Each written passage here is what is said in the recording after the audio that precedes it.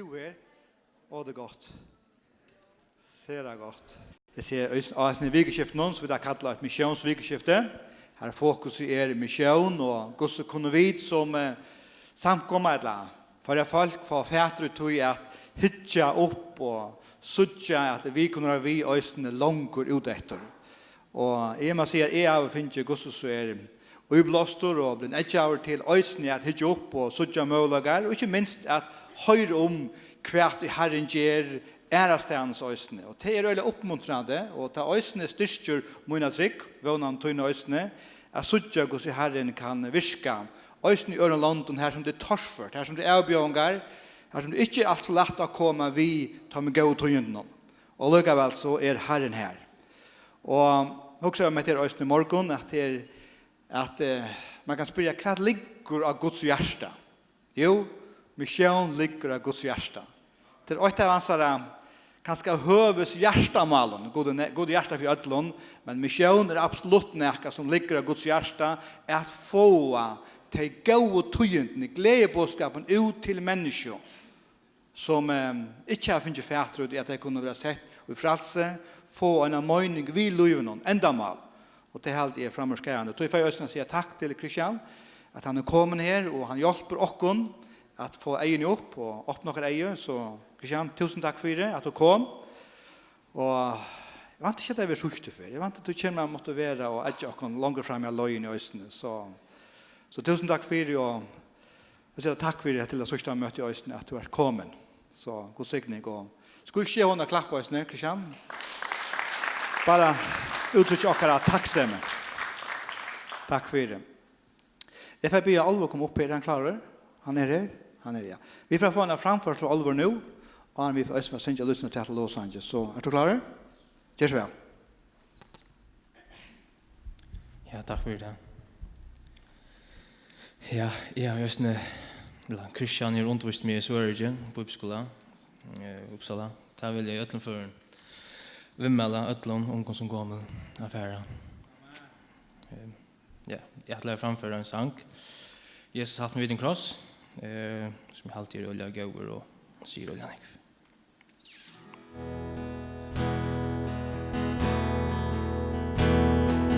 Jesus halt när vi tog en kross, här en kälda föjer, som fra synden rønsan sorg og bøyn og grøyer. Krosseren, ødmøyn æra være, tiden tær og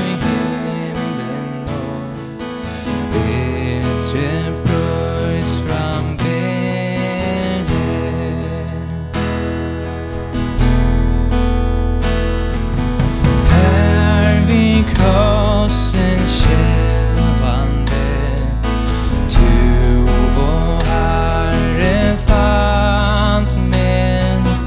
Här vi tog någon kärlöga, fast till tog du bad med.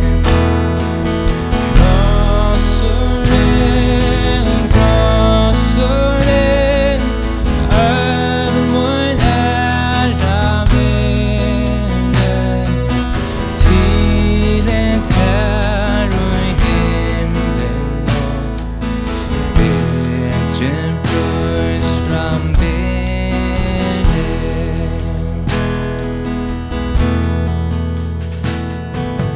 och Guds lamba krossen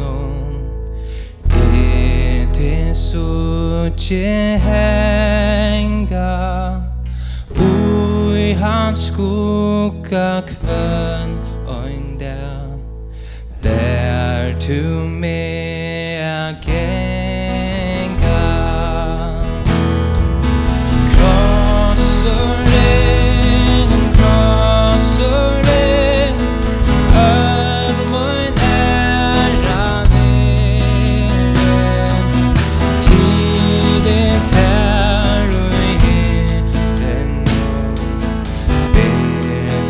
brus frambere Verja krossen on in Just vid och boja Brått och skun och kämur du Kött här stunder loja Krossaren, krossaren Öd mig nära vägen Tiden tär och himlen Bättre än brus framberen Krossaren, krossaren Öd mig nära vägen Tiden tär och himlen Bättre brus framberen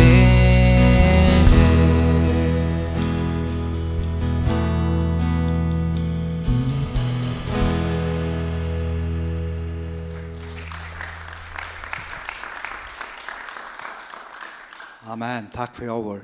Skulle vi be sammen. Jeg vil takke deg for at vi krossen herre. Her blir vi ødel lykkast til her. Lykkast mye hualit herre. Status herre. Hva vi den herre. Vi krosstun herre. Vera vi gjør lykka herre. Her du to tøkst alt herre via krossen. Her kom ødelbliv for øyne vi til herre. Ødels tøg mot seg finko frien. Nøy herre tøyne herre. At kjenne herre. Nå ber jeg om herre. At disse krossen enda der skal få løyve til herre. At det virker av mennesken herre. Vi ber om herre. Øyne for tøymen herre. Som løy av herre. Jeg tar møten herre. Ente fremme for skjermen herre. Til linden herre. Du skal signa deg. Lette deg kjenne herre. Tøyne høyle andans nerver. Jøkken du et år som vi boa. Undervisning herre. Og lovsang herre. Og takk for at krossen herre har sånne kraft ut det herre til under, til jøgnobrott herre. Og takk proklamerer vi det ut. Øysne herre, hesa kvöldarstund. Fægir og Jesu navn. Amen. Halleluja. Fram ur godt øysne kunne proklamera ut krossen. Så takk for alvor. Og en vekran og gåan sang. Velsungen. Lovsang herre bare kom opp. Og medan teges klar, la meg lykke til å kunngjørende. Hvis vi får kunngjørende oppe størskudget her bort, så skal lykke kunne hva ganger fyrer seg frem etter. Vi tar okkara bønnemøte manna kvöld, og i anna kvöld så det undervisning. Og en part av bønnemøtene åren. Vi tar en fra mannen til som vi kaller bønnerskola. Her vi underviser holde 2 minutter, 20 minutter, og så ber vi. Og så har vi bønner der, lærer, og så det awake. Kommande lägvalt och här vi självor och så morgon det Bigve jag har pastor Jakob och då har vi ett ösne dövra möte och då kan man tillmelda sig till det och till Charles och här ständer telefonnummer i ösne ja här man kan se från Evil January och så för samkomna det samkommer från 18. Så till det som gånger 4 i kommande vecka. Spännande, ja? Amen, rättligt spännande. Vi får pussa här samman några lötto och är det nu ut för att höra Christian Petka för Jakob. Just väl tid.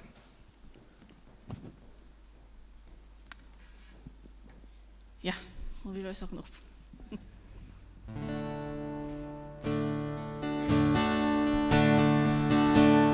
Tøyna tur du og fraje, ta du komst av vattene, og av ånden i du skapte vars du sardur. Las lurt men upp till slow och mer on side to low nu till högt där sliter upp och verur arnor jag heter över god och herre moj jag stammer till vans det är det jag tog nog med er att vi lever krossen stänga fram du sätter mig fralse fri är fan är hjärsta inte störst ditt namn är Jesus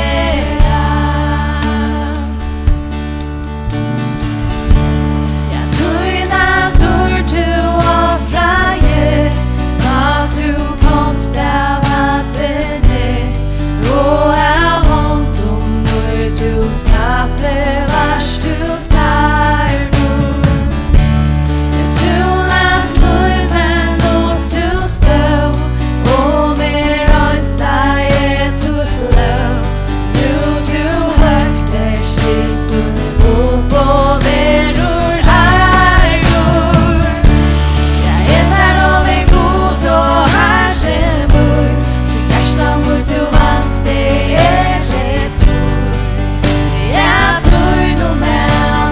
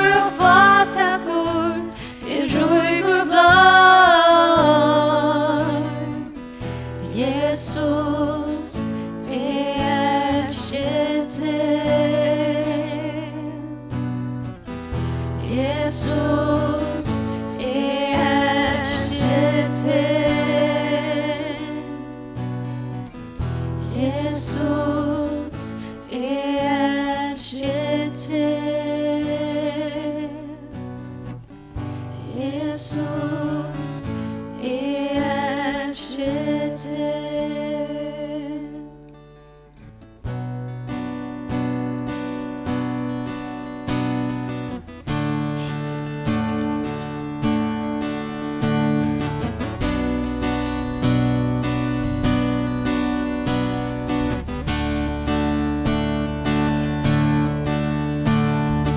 Yes,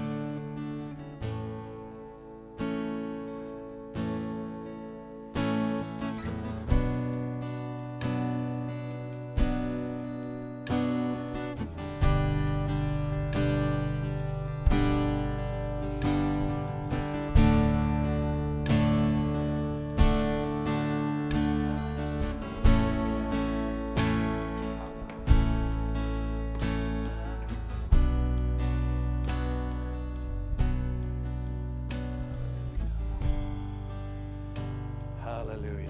Thank you, Jesus. Halleluja, tack Jesus. Oh, we worship you, Lord. Och vi tillber dig We Herre. thank you for your wonderful presence Tackar dig för dina närvaro that is here to touch us. som är här för att nämna vi We oss. just thank you. Vi tackar dig bara We thank you Herre. that you draw our hearts closer to your heart. Tackar dig för att du drar våra hjärtan nära tunn i And hjärta. when we're drawn to your heart, Så har vi det drin till ditt hjärta. we can also hear what your heart says. Så hör vi vad ditt hjärta säger. Just like Isaiah, Akkurat som Messias. who was before your holiness in heaven. Som har framfört en dörr i himlen. And you cleansed his lips.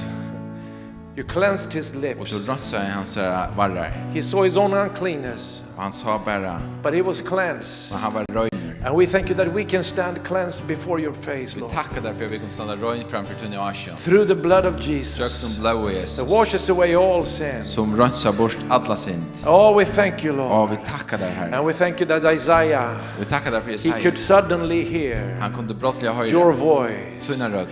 Who shall be our messenger? För ska vara Whom shall we send? Kvön ska det sända. And we just want to respond the same way as Isaiah. Och vi vill bara svära samma Work hat that som will in our Jesaja. hearts, Vi åkara görsdom. that we can say, Ja, vi kan säga. here am I, Lord. Här är det. Send me. Sänd mig. Here am I, send Här me. är det. Sänd mig. Thank you, Lord. Tack Herre. We thank you, Lord. Tack Herre. Hallelujah. Halleluja. Amen. Amen. Before we do anything else, Arme Janak I'd Anna. like to read two scriptures Så att jag läser två skrifter. that just came to me as I came on. Actually, I think it was Friday afternoon, Så kom till min frutida eftermiddag. and the first one is from Isaiah 60, Och det var första är från Jesaja verse, kapitel 3. first couple of verses here, Och det första versen. and it says, Och det and I står really så. believe this is, as I read it to you, I believe it's a word that just God wants to encourage you with. Och tar jag läste så är det ett år som jag bara vill uppmuntra dig med. And it says, arise and shine, for your light has come, Statt upp vill ljus till ljus till komme. and the glory of the Lord is risen upon you. Och då det Herrans ränner upp fyrt här. For behold, the darkness shall cover the earth, Ja, myrskor ligger över hjörne. and deep darkness the people. Och nu är i falsknå. But the Lord will arise over you, Men i vet här ska Herren ränna upp. and his glory shall be seen upon you. Och i vet här ska dörr hansara uppenbärast. And the Gentiles shall come to your light, Och falkaslös skulle löjda till ljustut. and kings to the brightness of your rising. Och kongar till skine och gör upprunni. Lift your eyes all around, Litt upp egene och hyggrundan om det. and see they all gather together, they come to you. Det saunast öll komma till tøyn. Your son shall come from afar, and your daughter shall be nursed at your side. Sine tunne kommer fjärlöv och dötter tunne vara bornar av armen. Then you shall see and become radiant, Så du sarst hetta skal du lysa av glädje. and your heart shall swell with Och joy, hjärtat du skal bänka och vara fullt. because the abundance of the sea shall be turned to you, and the wealth of the Gentiles shall come to you. Till rugdomar havsen ska vända sig till tøyn och gøsttjåarna ska komma till tøyn. I really believe that the Lord is going to increase your ability to shine out to the whole of Faroe Det Islands. tycker vi Herren ska välja få fram åkara förlöjga att vara ett ljus från hästen That you will be able to take a new step att vi kan ta nytt steg. in reaching out to this population here. Att röka ut till fältsni här i förrjun. I remember when I lived in America, Jag minns da jag bo i USA. I went to a church, Ta Jackland samkom. and when I left only one time in that church, Och jag var bara ena för jag här it was in samkom. another city, Det var en öron boje. but outside, on top of the exit, Men och här som det var exit-skilte. there was a sign on the inside of the house, Här var ett skilt innanför i and huset. it said, you are now entering the missions field. Och nu ständer nu trackar du in av missionsmarscherna. Amen. Amen. The missions field is not just India. Missionsmarschen är inte bara Indien. It's not only Africa. Det är inte bara Afrika. Because so easy when we think it's Africa, Du vill också att det lappar bara then we think Afrika. it's somebody else that has to do the job. Ta också att det är någon annan som gör arbete. But we are on the missions field here in Faroe Islands, right? Men följer i rösten missionsmarschen. Amen. And I really Amen. believe your light is going to shine further out to the whole population here in this country. Och jag tycker väl att det ljus ska kunna än stärka ut till allt folk här i förrjun. Amen. Amen. But then I read the scripture, Men så läser jag just nu ett skrift annan and it's skrift in verse 10. och vers 20. Yeah, and I think 62 verse 10. Två säger 2:20 And it has to do with missions. och det är något vi missionen And gör. especially you as a leadership, Och sälja till losslarna. I believe God is saying, Så tycker Herren säger go through. färre Go through the gates. färre porserna. So somebody has to go first, right? Och komma färra först. Känna ut Enter into take the new step, the next step. att ta nästa steg. Prepare the way for the people. Rodde folk någon vägen. That's what the leader does. Till det som man lojar He goes first, Han fer först. and then he prepares the way Och så fyrröga där vägen. so others can walk on it. Så andra kunde gänga samma väg. Amen. We're talking Amen. much about missions here. Vi tar såna kommission nu. And I'm so encouraged to hear your pastor. Och är ju uppmuntrad att höra till era He says, pastor. I believe God has something more for us when it comes to mission. Och som säger att jag tycker Herren är några mer till och till tjänst mission. And I can just say amen. Och jag kan bara säga amen.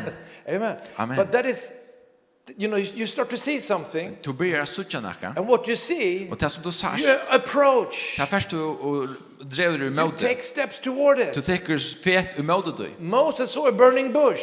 Moses sa en brännande busk. He didn't go away from it. Han förs från honom. He approached Han it. för till han. Amen. And when we see something Och tar vi sucha that the nacka. Lord is making, you know, making us see, Som Herren visar för oss. we need to start to approach it. Så må vi föra till det. Go through, go through the gates, Färg porsen. prepare the way for the people, Rodde fast någon vägen. build up Lägge the highway. väg. You know, you're making tunnels and highways all over this island Det är here. några tunnlar över alla stanser som åtjon. Hallelujah. Halleluja. You don't have to walk over the mountain, you drive a car Det through är it. inte ett långt gäng i fjällen, du kan bara köra och jögna And it's the fjällen. same with Och missions. det är det samma med mission. Sometimes it's so difficult for people Och det är så tropult för människor. to go into missions Affär mission. because there are no roads, Så gör inte there are väg. no tunnels, Här är inte tunnlar. and the leadership in the churches don't care about Och it. Lorsland hon är lika säl. And then you can always find somebody really zealous, you know. Men så kan du alltid finna någon som är sera ojen. And they climb over the mountain and they make it out there. Och de är färra i fjället och de klarar sig. But Och God kommer ut wants to här. send a lot of people through those highways. Men Gud vill sända nekv folk jögna sig i vägen And här. therefore we need to build those highways. Tog må vi bygga sig vägen här. And then it says take out the stones. Så ständer vi är rotte gråde borstur That av means honom. remove the hindrances. Ta mestjur, tätje Make fåringarna it easier borstur. to travel. Gör det lättare att färast. And then lift up a banner for the peoples. Röjse mestje för And on folkastöjen. that banner it can say, Och här som mestjen så kan go into standa. all the world. Fär in i atlan heimen. Amen. Amen. Praise the Lord. I just want to read those scriptures to you. Jag vill bara läsa skriften för dig. And if they resonate with you, what you have in your heart and your De spirit, resonerar vid det som du har din hjärta och din anda. then you say, praise the Lord. Så säger du pröjsa över Herren. And then you pray about that Och så ber du i dig. and you work on it. Och du arbetar vid dig. Amen. Amen. Tonight I will preach very practical. Och ikväll så kommer jag prätka äckliga praktiskt. The other services I shared a lot of the different things that we have been seeing, Och hin och möten så har vi dalt mig om i mig som vi sucha och uppleva. and also from my personal life, Och från min personliga liv. because I shared it because it is an example of what it might take to come into missions. Så det är ett döme om vad det kan kräva att vara ut i mission. But now let's talk in a little bit different perspective. Så nu ska vi ikväll ta oss från en öron perspektiv. I want to talk to you as a church Jag vill ta oss till som en when it samkomst. comes to missions, Så det kommer till mission. because sometimes or many times Så ofta we have this idea that missions is just somebody. så har vi dessa hoxarna att mission till bara onkor. You know, I remember one time Det är minst ungefär Matsula and I, Mats Ola och jag. Pastor Matsula, who is in Moscow now, Han som är pastorer i Moskva. we had been in Africa Vi hade varit i Afrika for 2 weeks, i 2 veckor. and we traveled home via Moscow. Och vi färdades hem via Moskva. And this was before we even knew that we would work in Moscow. Och det var Arn vid över visste vi för arbete i Moskva. And in the airport, Och av flowvattnet a man of God came up to us så kom en Guds maur till and he oss. started to prophesy over Han us. började profetera i And it vår. was amazing. Han var In Moscow. otroligt. Och i Moskva. And later on we would actually live in that city. Och you know. sötten så vi för vi bo vid ju till bön. Pastor a church there. Var pastor för en samkom. But he also told a story. Men han förtalte oss den så. And he said like this. Han säger He actually was from Australia. han var från Australien. And he said, in our church, Han säger och we samkom. had this very difficult woman. Så har vi det ser avbjörande kvinnorna. She was in conflict with everybody. Hon är alltid i strid vid onkran. You know, she was, we called her the battle axe. Vi kallar henne lika som strutsöxen. That's not a nice name, Det är right? inte särskilt fitt namn. But she was in conflict with so many Men hon people. var alla till en strid vid folk. And then we got an idea. Så fick vi det hosgott. We sent her as a missionary to India. Vi sände henne som en troborad till Indien. And then he said, And do you know what? Och säger han, "Vars du kvätt?" She was so happy. Hon var så glad. She had finally ended up in the right place. Hon var äntligen kommen av sitt rätta plats. Back home she was miserable. Hemma här var hon chat. But there she came into her destiny. Men här kom hon till sitt ändamål. Hallelujah. There is something to that. Det är något ojasnärt. But I didn't dare to ask him what the Indians thought of her though. Jag tar inte spela det att indern helt om henne. I have no idea. Jag var inte kvart så att. But let me say this. Men låt mig säga detta. Missions, Mission. this, the first part of mission strategy is not that it is a place where you dump all your problem people. Det första steget vi av missionsstrategi till inte här att du kör alla de följderna som du svarskar du ska köra dig. No, you send your good people. Nej, du sänder dig goda följderna. You send your best people. Du sänder de bästa följderna. Amen. Amen. I remember when I was pastoring the church in Moscow. Jag minns då jag var pastor för samkomna i Moskva. I had to work through interpreters. Och jag arbetade alltid jag någon tolkar. And by the way, Bygve Och förresten is a tremendous interpreter. fick vi han är en goer tolkar. Goer talker. Gud. Already got. Ja, det går. What do you say? Good talker. Goer tolkar. Goer talker. Wow, that's good. Sounds good. I like that. Ja, det var gott, men då med. And he's a good preacher also. Han är en god bekant. Amen. So please send him to our Bible schools a lot in India and other places, Iraq and all these places. Send han till våra bibelskolor i India, Irak och allt detta forskjelliga. Please do that. Go göra. And then you come along Och så kommer du vi östne. and you get a taste from missions also. Så först en smaka av mission i FN. Amen. Amen. Hallelujah. So in Moscow, Så i Moskva.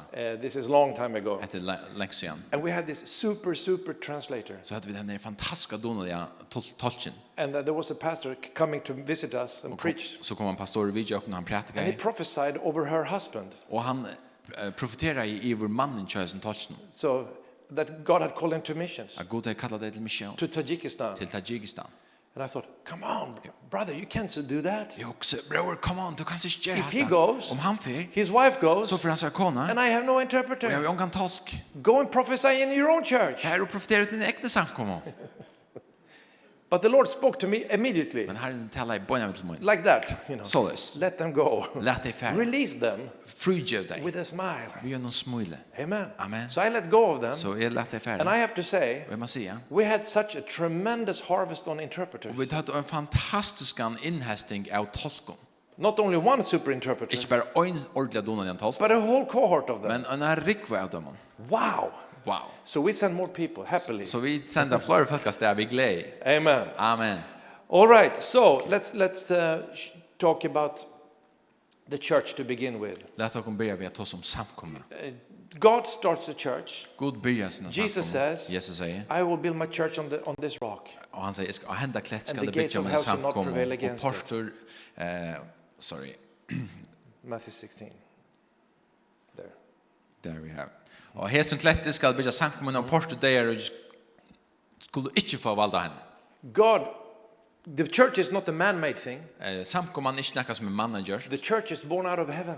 Samkomman är född av himlen. Jesus is the head of the church. Jesus är höd And he's still building on that Och church. han bygger stadigvæk till He samkomman. lives in that church. Han bor i He samkomman. fills that Han church. fyller And he samkomman. also sends that church. Och han sänder henne The ut. church is God's tool, God's vessel here on earth. Samkomman är Guds ambo och Guds äkfärd till höjmen. Amen. It's very important to say that. Det är äckligt område att säga det. And especially in our time when we are so individualistic. Särskilt och Jesu tojon här vid är så individualistiskt. But the Bible is not written to an individualistic setting. Men Bibeln hon är inte skriven som man säger en individualistisk stöv omkurve. It's not only me and Jesus. Det är inte bara jag och Jesus. Yes, it's you and Jesus. Jo, det är But också du och it's Jesus. others than you and Jesus. Men det är också honor och Jesus. Amen. Amen. We are personal.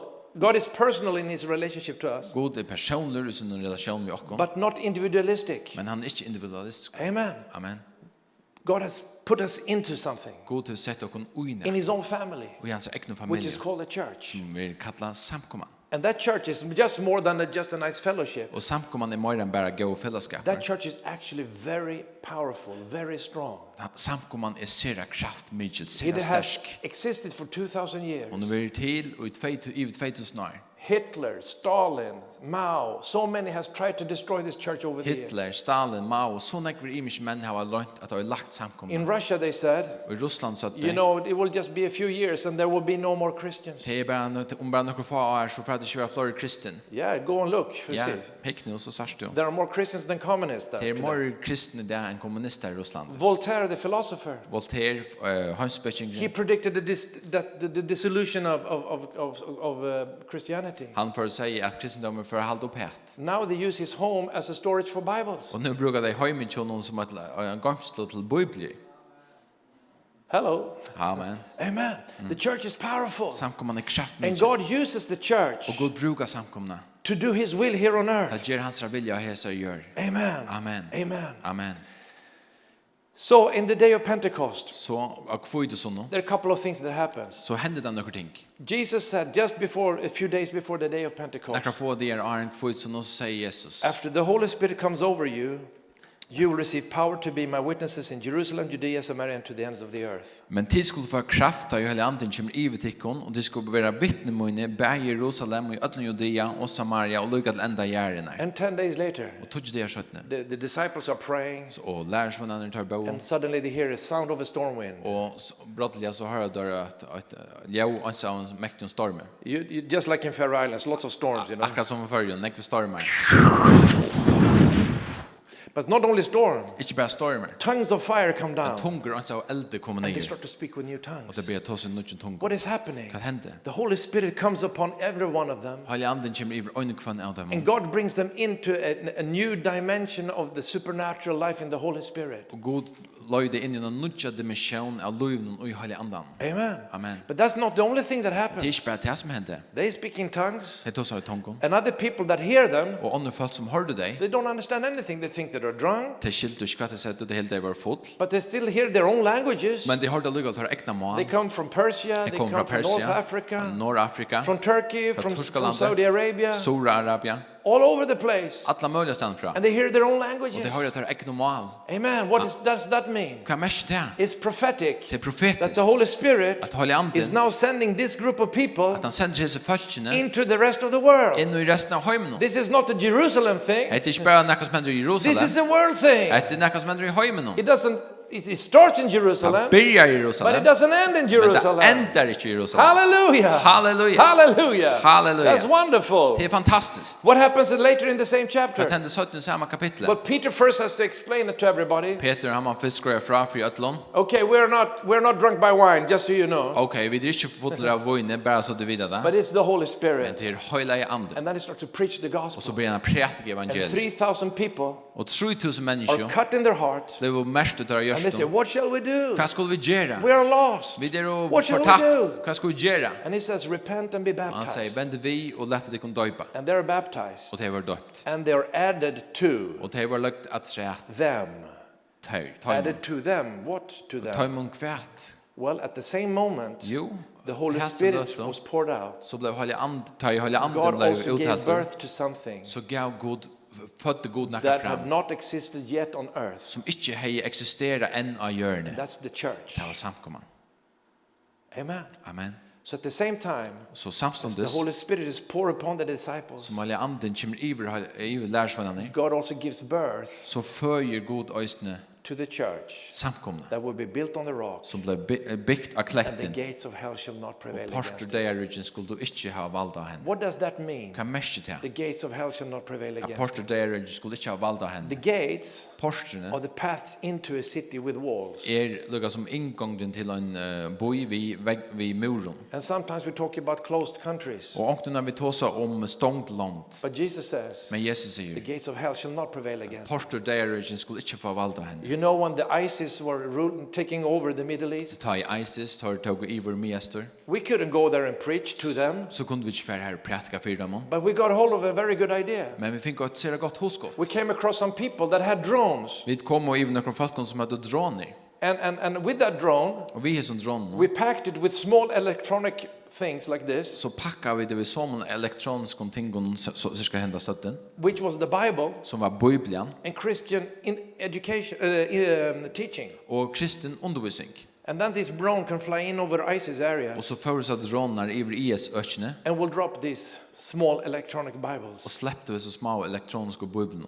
Okay, the door was closed, Okej, det när porsen var stångt där, but not the sky. men inte himmelen. We could drop it. Vi kunde släppa det Amen. ner ur There's elva. always a way Amen. Till allt en to get the väver gospel att få to the evangeliet people. till folket. Amen. Amen. Hallelujah. Halleluja. So then you see the church is born in chapter 2. Och så särskilt samkommer född i kapitel 2. And in chapter 2 and chapter 3 and chapter 4 and chapter 5. Då kommande kapitlen till kapitel 5. It's growing like crazy. Så växer det vi fotlar för. And Jerusalem, Och Jerusalem the church is actually a very great example to us. och han samkommer ner ett öliga gott döme en firment för The oss. way they're building the church, Maten som det byggt och samkommer how på. they teach the people, Hos det underviste folket. how they create a fellowship in the church, Hos det hade fellesskap för vi andra. how the prayer life is Hos working, det bönalöver viskar. how they're worshiping and praising the Lord, Hos det tillbå och prisa Herren. how they have a generous spirit in the church, Hos det vurst och gavmilt i samkomna. and how they're evangelizing, Och hos det how the evangeliserar. signs and wonders are drawing people into the church. Hos under och teach var vi till att dreja människor in i It's an samkomna. amazing church. Det är en fantastisk It's samkomma. revival church. Det är en vettiga samkomma. And I'm sure Och är säker i Peter and John and James and all these guys, Peter, Johannes och Jakob alla dessa. they will look at one another. Tar hugga på någon annan. Isn't this fantastic? Är det inte fantastiskt? This is just like Jesus said. Det är akkurat som Jesus That he säger will det som give us det är. power Han får göra en To kraft. be his Att witnesses vara hans vittne. in Jerusalem. Och i Jerusalem. Yes, Jerusalem. Ja, Jerusalem. Hallelujah. Hallelujah. Yes, Yeah. Jerusalem. Jerusalem. Jerusalem. But didn't Jesus say something more than Jerusalem? Men säger Jesus inte mer än bara Jerusalem? I think so. Jo, i halta. He said, oh, Han säger ja. and. Å. In Farish. Yeah. Å. Han säger å. In Farish. I av förskon. Å. Jerusalem and. Å.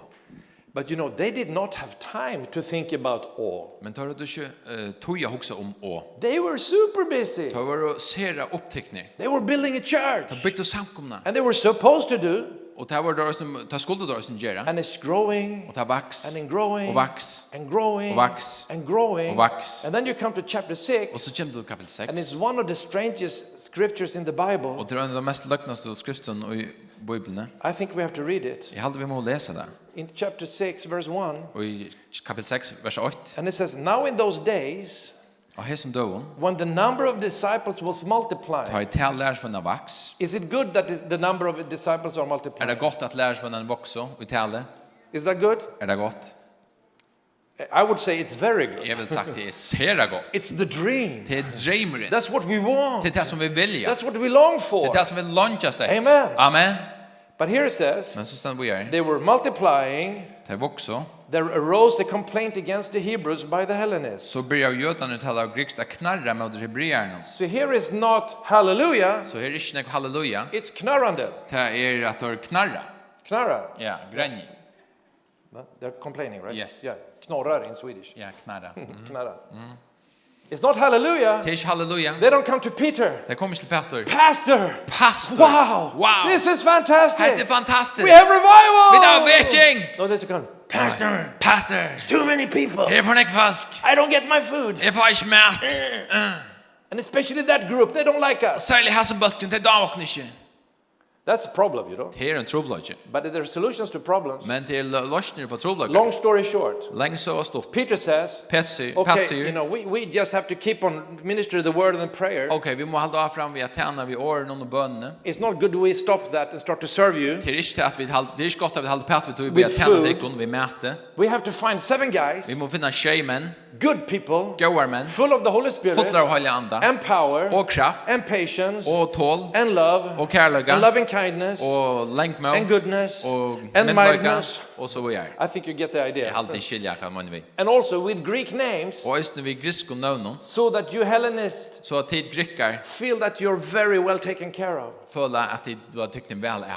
And they do that. Och då gör det And där. what happens Och vad händer? in verse 7, Och i vers 6, then the word of God spread och Guds hej framgång, and the numbers of disciples multiplied greatly. och tal lärsvann i Jerusalem vaks i storum. It's genius. Det är genialt. They created a new wave of growth Det skapade en nya mat av växtre. by delegating, work to more people. Vi delegera arbete till fler folk. By expanding the ministry, Vi att utbröja tjänsterna. they could reach even more people. Så kunde de röka ännu fler folk. It's fantastic. Det är fantastiskt. We can just applaud it. Vi kommer bara klappa för det. Amen. Amen. But in all this success, Men nu i alla dessa framgångar I have a big question. så har vi en större spurning. And I think, Och jag huxar. yeah, it's wonderful, Ja, but fantastiskt. it's still Jerusalem. Men det är stadigt Jerusalem. Did Jesus say Jerusalem only? Säger Jesus bara Jerusalem? No, he said and. Nej, han säger åh. Oh.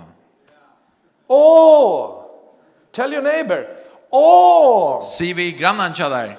Åh. Tell your other neighbor. Och hin. So says Christian. Oh. Och Christian säger rösten så. Åh. Amen. Amen.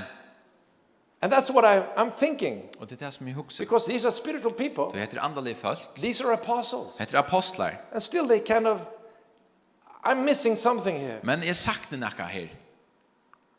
And then next chapter Och så nästa comes the kapitel. persecution Så kommer förföljningen. led by Saul, Lott av Saul who is later Paul. som blev Paulus. And it's very interesting. Det är avhörst. He must have a very strong missions calling Han må ha ett otroligt starkt missionskall. because he starts the first missions movement even before he's Christian. Då han började första missionsrörelsen och han blev kristen. Yeah.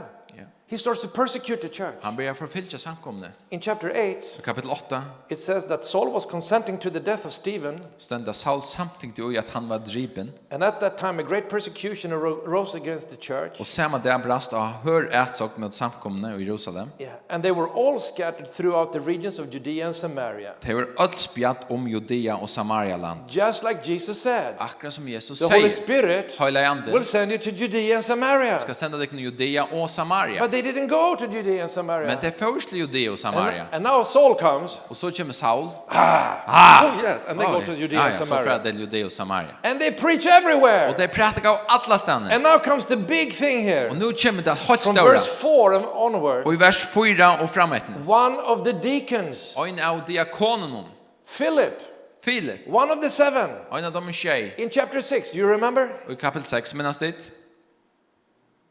What does he do? Vad gör han? He, in verse 5, went down to the city of Samaria and preached Christ to them. Och i vers 5 Filip kom till bo i Samaria och prätkade Kristus för dem. And then it says that there was a great multitude there hearing and seeing the miracles which he did. Och av ögonen hjärta gav folket och gatt som Filip talade till. Det hörde och så tesni han gjorde. For unclean spirits crying with loud voice came out, and many who were possessed and many who were paralyzed and lame were healed. Tog åren andar för ut ur mångon och sett var antöjmon och de röpte och harst och mång lämen och vamför var grött. And there was a great joy in the Och city. det var en stor glädje i böjnon.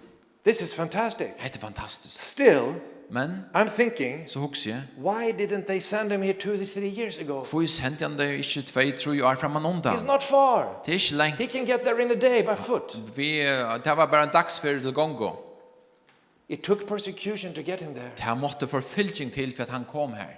But when he came there, Men ta han kom he här was anointed. så var han And salvad. this tells me something. Och det säger man That näka. sometimes Att onkeltid. it's a risk when we're in a successful work in the church. Tar vi det en framgångsrik och arbete i samkomna. We get very occupied Så var vi ökliga upptidgen. with that, Vi tog. with the local. Vi tog lokala. And that's where it's like Jesus is saying over and over again in the Bible. Och det är här som Jesus säger om att i Bibeln.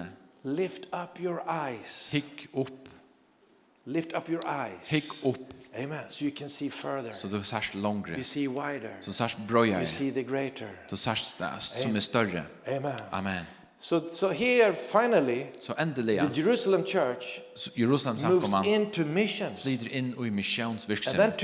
2 chapters later, 2 kapitlar 17 in chapter 10, och i kapitel 20 Peter is in Joppe så kommer Peter i by Joppe the house of Simon the tanner. som vi Simon Garvara. Garwar, exactly. That's his, Ja. Garwar. Simon Garvara. I was outside the house just a half a year ago, Jag var utanför det här huset bara för en halv år sedan and he's praying. och han ber. He's hungry, Han and svänger he's praying. och han ber And suddenly a vision comes down. och så kommer en sjön ner And för God igen. speaks to him. Och Gud talar vi Kill igen. and eat. Dräpp och ett. What is this about? Vad handlar det It's om? about going to the Jo, Gentiles. det handlar om att förädla This is höjdningarna. about going to the unclean. Det handlar om att förädla oröjna. Amen. Amen. Not just staying within the Jewish circles. Ikke bare standa innanfor de jødiska Jesus sirkelen. said, go into the whole world. Jesus sier fer ut i allan heimen. These Jewish believers did not understand it. Så jødisk og tryggvande, de skiltu ikke dette. Go into the Jewish world. De fer inn i de jødiska heimen. But now finally, Men endelig, he experienced when he shares about Jesus there, så opplever han døyler Jesus, the Holy Spirit falls on them. at Heilig Ande feller i And deg, he understands og han skiler, if the Holy Spirit falls in the same way as he did on them in the day in the upper room at the day of Pentecost, om Heilig Ande feller samme hatt i deg som han gjør det i over salen og kvitsonen, God makes no difference. så gjør God ånga mon. It took him Det tog honom 8, 9, 10 years to get to that point. 8-20 år å komme til dette, And it took him entire chapter 10 to understand this. og alle kapittel 20 tog det til å skilje And dette, then he says, og så sier han, hallelujah. halleluja. I have to tell the church in Jeg Jerusalem må fortelle samkomne i Jerusalem about that God loves the Gentiles at too. God øyne elskar høytningarna. So he tells them. Så han forteller dem. And what do they say? Hva sier de? Hallelujah. Halleluja. No, they say, Nei. are you mad? Er du Are svekker? you crazy, Peter? Er du pura buttur? And it says they have a discussion, Og det sier at, og det stender at de hadde et tjekk. and they are not as civilized as people in Faroe Og de Islands. er ikke lukka sivilisere som folkene her i Førjøen. Here you're very kind. Here I it noticed is- you're here- very kind people. Her er det ordentlig fitt. Det er ordentlig fitt folk her. You speak very, in a polite way with Og one de tåser another. folkelige til hver annan. This is the Middle East. Heit er miest. And how do I know this? Hvordan var det til? Because in verse 18 he says, Så i vers 18, when they heard these things, they became silent. da de hørte hette, hadde de ikke mer å si. So for 17 verses, they were not silent. Og i 16 skriftstø, eller vers, så var det ikke This was a tiende. big discussion. Det var en stor diskusjon. And finally, Og they said, lendans. okay, Okay. then God wants to reach the Gentiles also. Okay, så vil God øyne røkke ut til høydningarna. Let's start send out missionaries. Så lät dere begynne at sende So ut people start to go out and preaching.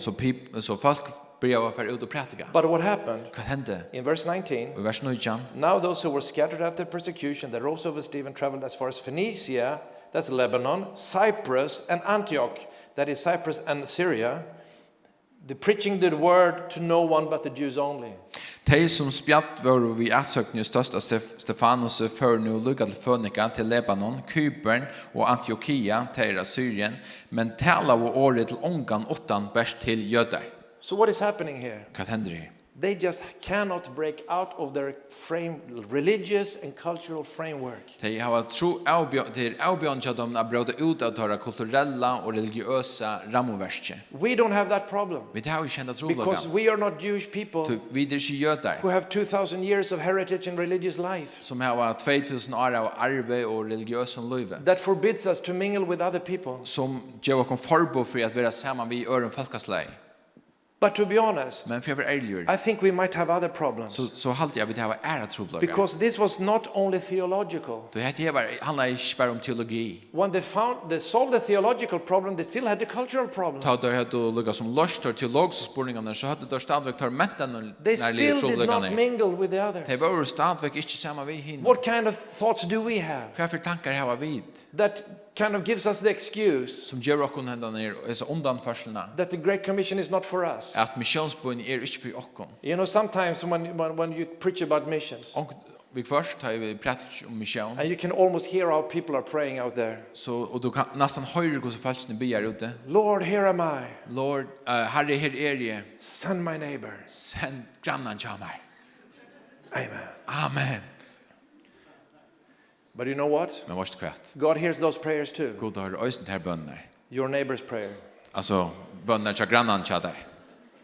You can look at your neighbor. Hekk at han sitt synja der. I prayed for you. Jeg ber for der.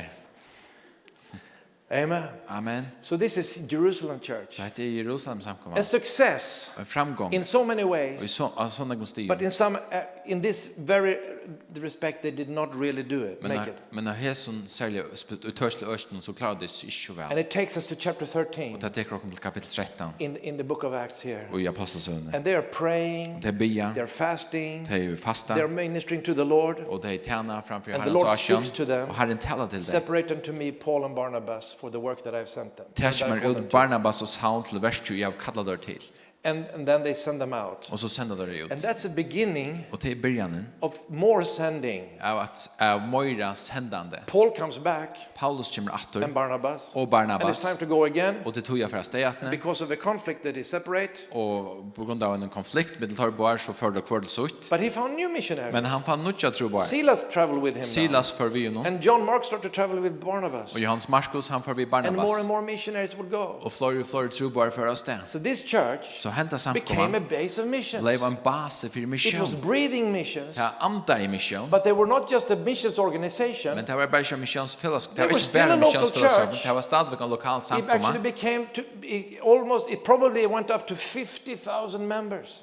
Mest sannolikt så växte den samkomman till 30,000 limer. This was a big church. Det var en stor samkomman. But they did not only work locally. Men det arbetade inte bara lokalt. They were sending people Det out. sände folk ut. And they are a wonderful example Och det är fantastiskt of a döme church that is a base for om missions. en samkomman som är en bas för mission. When we build a church building in Uppsala, Har vi byggt och samkombyggning i Uppsala. it might not be very beautiful actually. Han är kanske inte så öliga vacker att sucha. It's getting better, Det blir bättre. but it looks like an airport terminal. Men det är mer som en flowvallar terminaler. Amen. Amen. Because it is. Tog det är det nämligen. Amen. It is an airport Det terminal. är en flowvallar terminaler. People go in and out all the time. Folk kommer in och ut alla tiderna. It's a mission station. Det är en missionsstation. It is an Antioch church. Det är en Antiochia samkomman. Yes, we work locally, Ja, vi arbetar but we lokalt. also work Men globally. vi arbetar också globalt. And God put us 20 minutes from the airport. Praise the Lord. Och God, han sätter ju 20 minuter från flowvallen. Prösa över Herren. And it's not only preachers that are going. Och det är inte bara pratikmän som We're färda. sending church Vi members. sänder också några samkomman limer. Over the years, we have sent 8,000 people on teams. Jöknen Arne så har vi sänt över 8,000 folk av steg och We tajmusfärd. believe God can send anybody in the Vi church. tycker att God kan sända öjnekvån i If samkomman. somebody loves Jesus, Om onkel älskar Jesus they qualify. så är du And we kvalificerad. send them. Och vi sänder dig. Right now, Point we nu have Bible school teams så har vi bibelskola tajmer in Vietnam, Vietnam, in India, Indien in Iraq, och i Irak, in Uganda, Ethiopia, Uganda, Etiopien and Slovakia, I och think. Slovakia. And God is using them Och God brukar dig in a wonderful på en way. fantastisk måte. Amen. Last year, Men sista år our Bible school team in Ethiopia så var det bibelskola tajmer som var i came across a Etiopia. mad woman. Det kom förbi en sväka kvinna. She had been absolutely lunatic. Hon var fullständigt svök. She was running around in the streets naked. Hon rann runt av gatan om nätchen. And she has been like that for 8-9 years, I Och think. hon är varit på handa maten i 8-9 år. She could not be with her family. Hon kunde inte vara sammen familjen i sig. She was absolutely mad. Hon var pura svök. And they started to minister to Och her. det började att lyckas med tjäna. And they prayed for her. Och det bor för henne. And after some time of ministry, Och efter en löto she comes to her senses så kommer hon som man säger till sig and can förnuft. return to her family. Och hon kunde få att Who did that? För gör det då? Reinhard Bonke? Reinhard Bonke? No. Nej. Actually, I don't even know the name of the guy that prayed for him. Jag känner inte igång namn jag drar som bär för henne. It was a student. Det var en namngår. Hallelujah. Halleluja. So we believe in this. Så vi trycker på We detta. do not believe only in how many we can gather, Vi trycker inte bara på detta. Hvordan kunde vi samla en sted? but we are even more interested actually Men vi är ännu mer AHA i. in the sending capacity. Hvordan vi kunde sända oss How där. many can we send? Hvordan kunde vi sända? Amen. Amen. Because God is a sender. Till God är en sändare. Amen. Amen. God so loved the world God så älskar jag höjmen. that he sent. Att han sände. Somebody can look at him so he's fine. Yeah. Okay.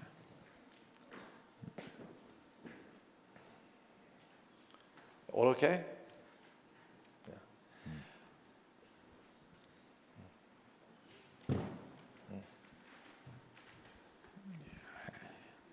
It's okay. Good. Very good. Amen. Father, we just pray for her that Halleluja. she's going to be Yes, now. absolutely Vi fine. ber Herre, han ska vara fullständigt In the jordan. name of Jesus Yes, we now. Vi pray. ber. Amen. Amen. Amen. So we believe not only in how many we can gather, but how many we can send. Så vi trycker inte bara på hvordan vi kunde samla, men hvordan vi kunde sända. Amen. Amen. So let's say one more thing before we go into a more practical side of this. Låt oss se lösen att trätt arm vi för in i det praktiska sidan av hässon. I believe, Jag trycker let me put it this way. Låt mig se det så lös. Let's see here. You can look here. An unmissionary church or an unchurchly mission are both from the standpoint of the gospel absurdities. Ein ikke missionerande samkomma og ein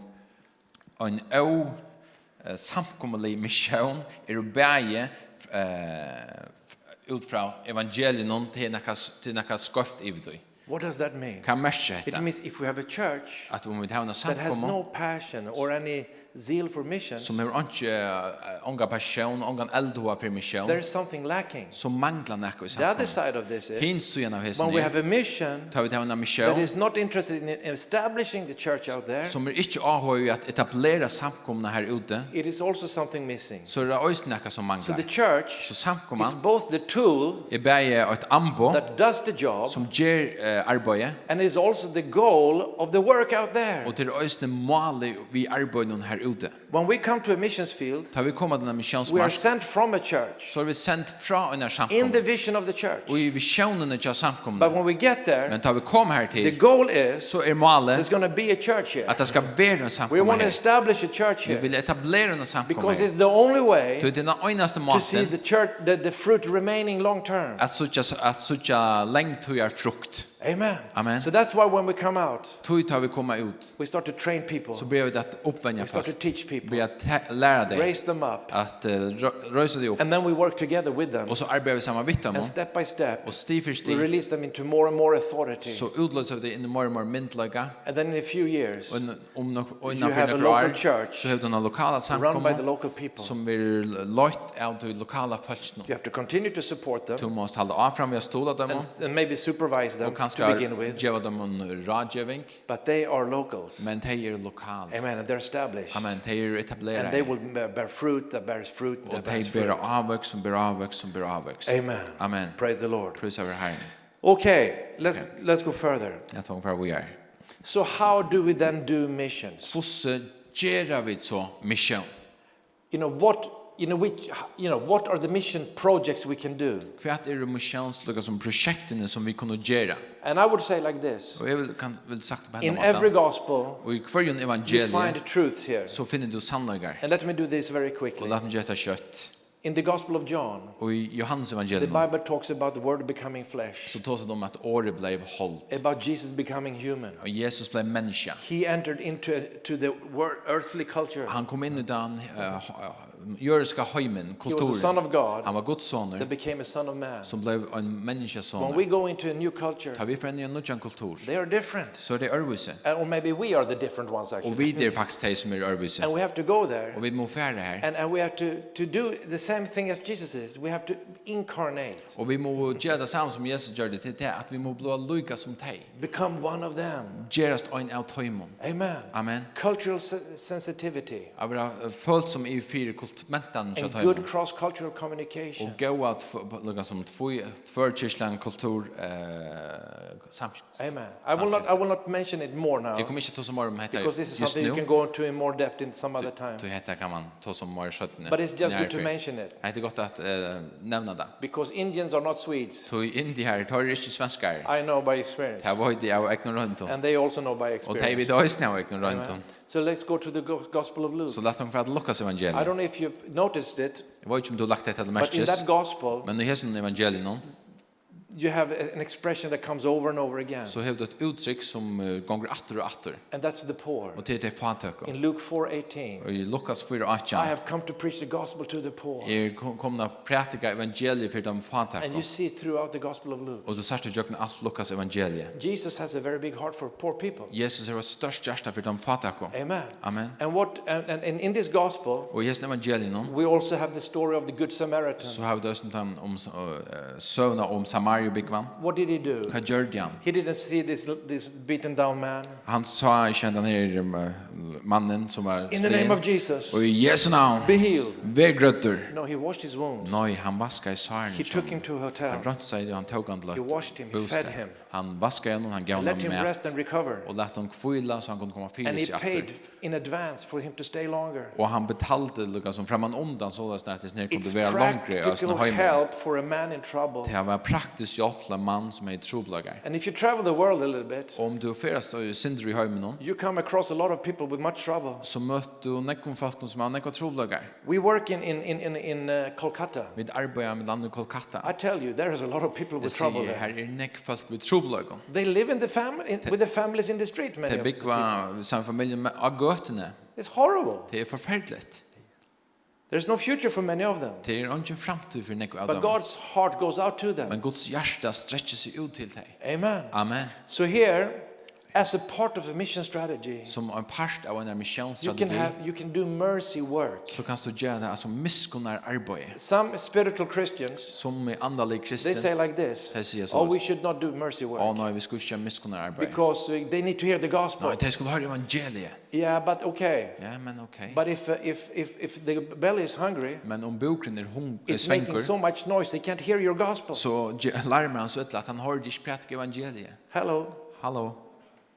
And Jesus fed the poor Och Jesus, han gav dem over and over again. Attor och attor. Amen. He Amen. gave to the poor. Han gav till det fatako. So there is an element of mercy work in the gospel. Så det är ett element av miskunnar arbete i evangelien. And I can just very quickly just give you an example. Och bara håll kött några dömer. We have a team in our church. Vi har ett höj med oss When there samman. is an earthquake Ta det hjärtskjolte, or a tsunami, eller en tsunami, we have a team of doctors, så har vi det höj med laknon, Nurses. sjukrasystron, logistical people, folk som är vid and they logistikje, can respond and they can go och de kan svära och färra and sted, save people's och lives bjerga människoliv. by quick medical works for Vi them. kjøter medisinsk arbeid.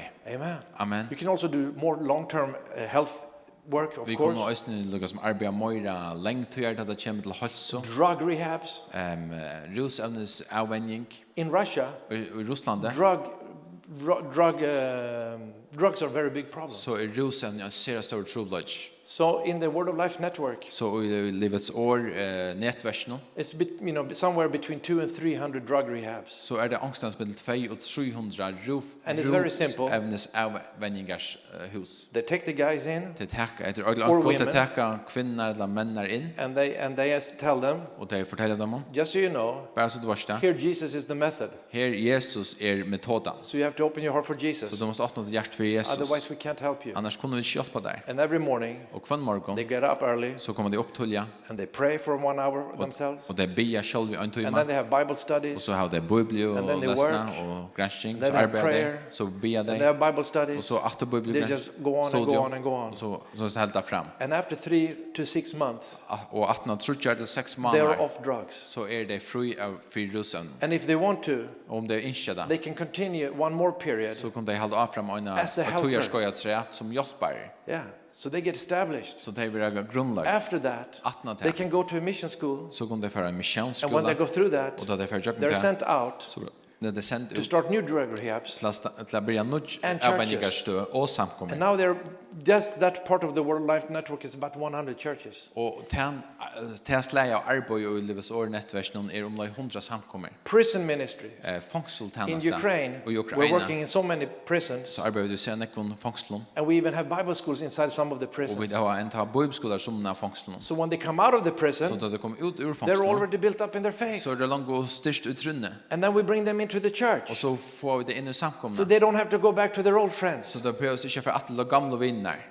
It's a wonderful thing with the church. Det er en fantastisk ting ved Reaching samkomne. out. At røkke ut. Orphanages, Vi har badnaheim, schools. skoler. In India, for example, we're running schools. Og i India her har vi flere skoler. We're teaching Hindu children Vi lærer hinduistisk to språk read and to write. at lese og skriva. The parents know when they come to a Christian school. Foreldrene vet at det er en kristen And they skole, also get, they get affected by the Christian faith. og det er også avvirket av kristne trunne. And some of these schools Og som av are skolen also very simple. er også ekkelig ordentlig. Some are more regular schools, Som er mer vanlige, but some are just very men som simple. er ekkelig ordfaldige. Just started out in the different parts of the slum like that. Byrja og i imiskon slummøtjen. Others, job skills. Arbeidsforlager. Teach people to sew. Vi lærer folk To at work with soa, computers. at arbeider vi omskilt at We have seima done og that in arbeider vi India. computer, vi har gjort det i We have India, done that in vi har Afghanistan, gjort det i Afghanistan, where the women cannot work, her som kvinner ikke kunne arbeide, but we teach them men vi lærer det, when their husbands are dead, ta i kanskje menn i they have deg, no way of surviving. så har de unga mulig at iveliva. So we have taught different ways of getting work. Så vi lærer det imiska mater att få arbete och arbete på. Another thing, Ett annat. here in Faroe Islands you have good water. Här i förrjun så har det ett gott vatten. In many other places they don't have good Och water. när kommer platsen så har det inte gott But if you vatten. drill a well, Men om du borrar ett hål, they get clean water, en brunn så får det rent they vatten get healthy, och det blir friskt. they can work De harder, kan arbeta they can här provide for the och de family. kan sörja för So familjen. just clean water itself Så bara rent vatten så can själv revolutionize a whole village. kan verkligen vara revolutionerande för en lilla bygd. Amen. Amen. You can also do agricultural projects. Du kan också göra landbounadsprojekter. And I was thinking, seeing all these fjords Och ta är så inte alla dessa här fjörarna här. and all the fish Fyrarna industry, och fiskutnäringen. and I've thought about that before Och jag också om det av. because I grew up with fish industry at back home. Tog växlar upp vid fiskutnäringen hemma. And I've been thinking maybe somewhere we could start a fish farm. Och jag också kanske någonstans så kunde vi börja som man säger In India or somewhere else. och i India To någonstans. feed people. För att göra folk mat. Amen. Amen. Another thing, Ett annat. we work with business schools, Vi arbetar vid vinnoskolan. entrepreneur schools. Vi entreprenörskapet. Very, very simple. Det är äckliga enkelt. We can get people that, they read and write, yes, Vi kunde få folk in, ja, till då att läsa och but skriva. they might not have a business education, Men de har kanske inte en vinno but they're ordinary people, Men det är vanliga folk. and on biblical principles, Och vi bibelska we principer teach them the fundamentals of economics. så lär vi det grunderna för And creating a small company. och börja små företag. They can have a pig farm or a hen farm Så kan ha or grusafarmar eller whatever, hönefarmar. and learn how to handle money Och vi lära dig hur att de skulle nöjda and how sina to pengar. sell their products. Och hur de kan sälja deras produkter. Because it's so important Så det är så in område. poor countries Och i fattiga that the London. Christians Att de kristna. don't remain poor. Att inte bli via våra fattiga. Many times they're discriminated against. Nekvastan så blir det But diskriminerade. if we can teach them Men om vi kan lära how to dig make small scale business, hur de kan göra they vinnervirksomhet can provide for themselves så kan de försörja sig and själva provide for their families. och sörja för sin To familj. send money from abroad Att sända pengar utifrån and just give to och people bara ge till folk. is not really a good idea, Det är faktiskt inte något god because you lust. create dependability. Tog tar vara de bunden out And the här. day the money stop coming, Och han där pengarna stäcka. They are in trouble. Så är det i trubbelagen. so it's better instead of giving them a fish. Så det är bättre istället för att ge dem en You fisk. have probably heard this metaphor a million Och du har times, säkert hört dessa myntorna flera miljoner för. but it is true. Men det hon passar. Instead of giving them a fish, Istället för att ge dem en fisk. give them a rod, Ge dem and teach them to use en it. trav och lär dig brukarna. And then they can keep catching fish. Så kan de fänga fisken själva. Amen. Amen. Amen. Amen.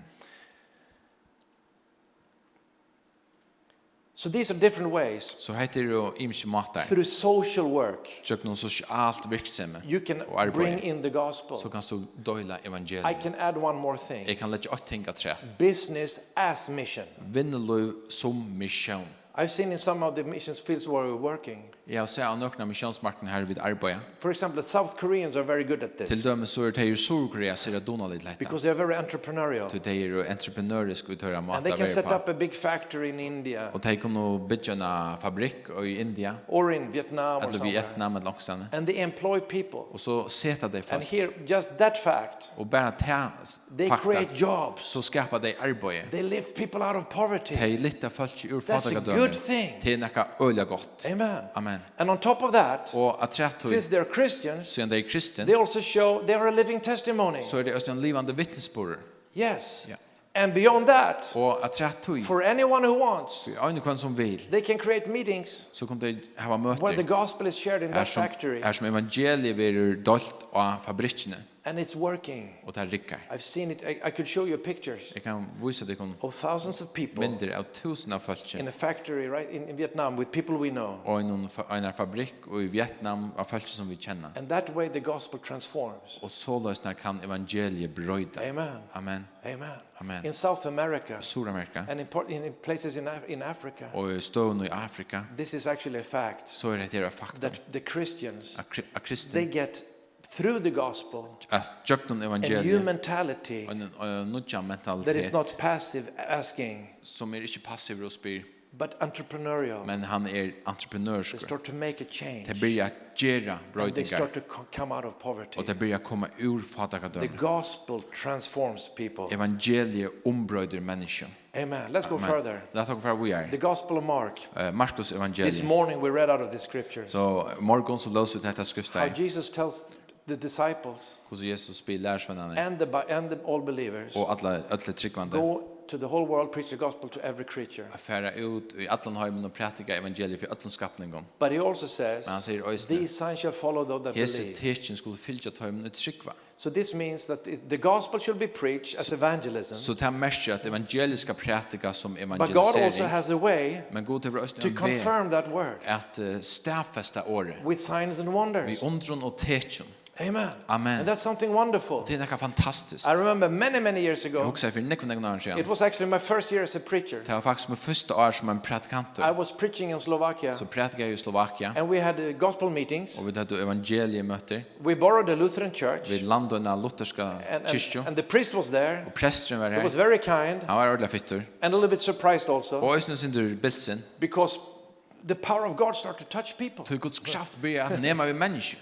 And it was amazing. Det var And fantastiskt. there were some young people, Det var några unga människor. non-Christians, Inte tryggvande. came to look when we were praying for the sick. Som kom ihåg att vi bor för de sjuka. What's happening Vad here? händer här? Yeah, just keep looking, you know. Ja. You'll Håll see bara how fram they vid get hitjan. healed. Du kommer så att bli grött. And one of them was very sick. Och en av dem var faktiskt ordentligt sjuk. And I asked this girl, Och jag spurgade så gentarna. if I pray for you now, Om vi ber för det här do nu. you believe God's going to touch you and heal you? Tror du att Gud vill gröa dig och nämna vid det? And she said, I don't know. Jag vet inte. But she was, she was sick. Men hon var ordentligt sjuk.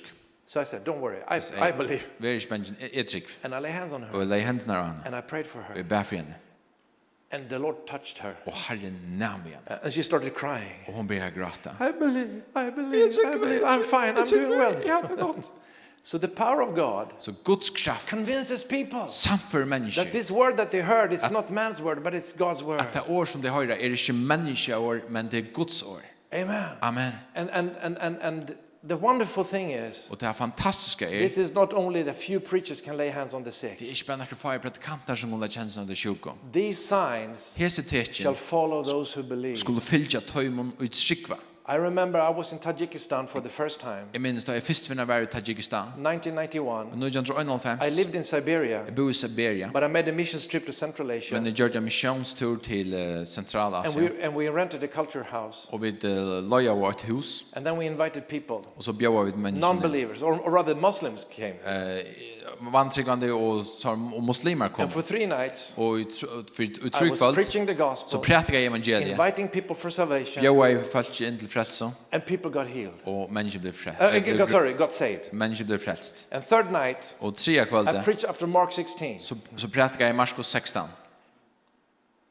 And then I said, Och så säger now we're going to pray for the sick. nu får vi be för de sjuka. And Jesus says, Och Jesus säger these signs shall follow those who believe. Jesu tecken skulle fylja töjmen och tryckva. If you received Jesus 2 days ago, Om du tog emot Jesus för 2 månader you're a believer. så är du en tryckvande. If you did it yesterday, Om du gör det jar you're a believer. så är du en tryckvande. If you did it 10 minutes Om ago, du gör det för 20 månader you're a believer. så är du en tryckvande. And maybe you say, oh, that's radical. Och det är radikalt. I don't know if it's radical, but it's true. Jag vet inte om det är radikalt, men det passar. Yeah. Ja. So I said, Så jag säger, do we have any sick people? har vi några sjuk folk här? They raised their hands. Så lite upp händerna. Okay, everybody else, Okej, ödlinne. lay hands on them. Lägg händerna And åt now det. we're going to pray. Och så får vi be. I didn't lay hands on anybody. Jag lägger inte händerna näkran. I just prayed. Jag bara be. And people start to get healed. Och människor börjar bli grött. People that had been saved for a few days, Människor hade bara varit frälst några dagar. they could see how Jesus was De kunde healing people through their hands. hos Jesus kunde gröa människor genom händer. Amen. Amen. And this is what God wants to happen from our churches. Det är det som Gud vill att vi ska hända We're genom sent några out from the samkommer. church. För att bli sänt ut genom samkommer. Preaching the gospel, Prätka evangeliet. sharing the gospel, Döjla evangeliet. and displaying the power of God. Och visa Guds kraft. God is so interested Gud är så ahvaver in that. i Jesus. I think many times he thinks, Jag också ofta att han också har hett. just please take that step of faith. Gå och tack på detta troarstige. Just offer prayer. Och bjöda det till att be för omkring. If somebody says I'm sick, Om också är sjuker you can say, så kan säga, is it all right if I pray for you? är du lei om att be för dig?